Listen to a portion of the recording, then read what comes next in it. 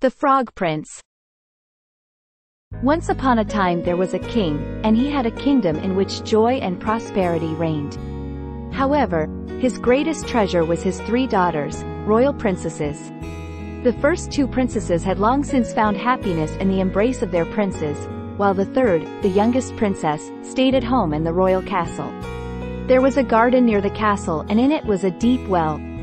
When it was a hot day, the king's daughter used to go to the garden and sit on a bench by the well. There she spent hours playing with her favorite crystal ball. She always threw the crystal ball into the air and then caught it again. That was her favorite pastime. One day, however, it happened that the crystal ball, when she threw it up, instead of falling back into the girl's hand, fell with a loud splash directly into the well. The princess watched the ball, but it disappeared. The well was deep. One could not see its bottom. Then she started crying and wailing louder and louder. She couldn't stop. When she was moaning for a while, someone called her. "Why are you crying, princess?"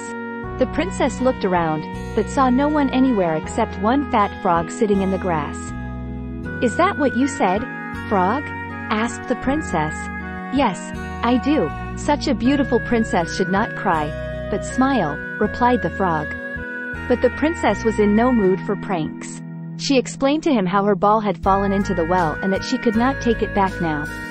"I will bring it to you, but you must promise me that you will let me eat with you at the table, eat from your plate, and let me sleep in your bed," cried the frog.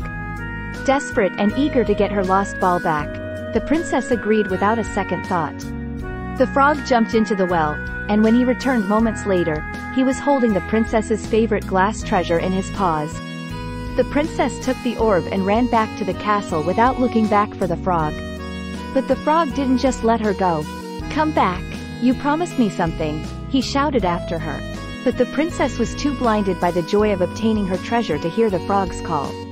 Later that day, as the king and princess sat down to dinner, there was a knock at the door. "Who is it?" asked the king, the princess's father. The princess set out to find out who had come. And there, behind the door, sat the frog. The princess quickly closed the door and nervously returned to the table. "What's going on, princess? Maybe there's a ghost behind the door?" laughed the king.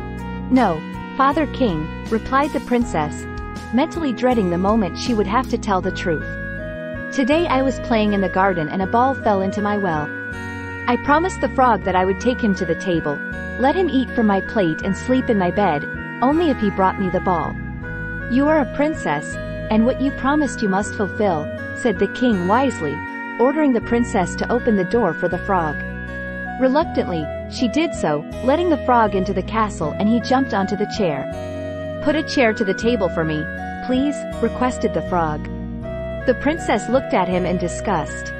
Touching a nasty, cold frog, she thought. But finally she obeyed, carefully taking him and sitting him on a chair. "Now bring me your plate," continued the frog. The princess obeyed, but while the frog was enjoying the food, she had no appetite for the food. After a while, however, he announced that he was tired and would like to go to sleep. And so the princess, although reluctant, took the frog into her bed. "One more kiss goodnight," croaked the frog. The princess protested at first and did not want to kiss him at any cost. But after his insistence she finally kissed him. When she opened her eyes, she couldn't believe her eyes. A handsome young man sat in front of her. "Thank you for the deliverance," said the prince. "I have waited for my chosen one for many years. When you kissed me, you broke the spell that the wicked witch put on me. If you want me, I will marry you and take you to my kingdom. I am Prince Henry." The princess fell in love with Prince Henry at first sight, so a big wedding soon took place. The prince took the princess with him to his kingdom, where they lived happily ever after.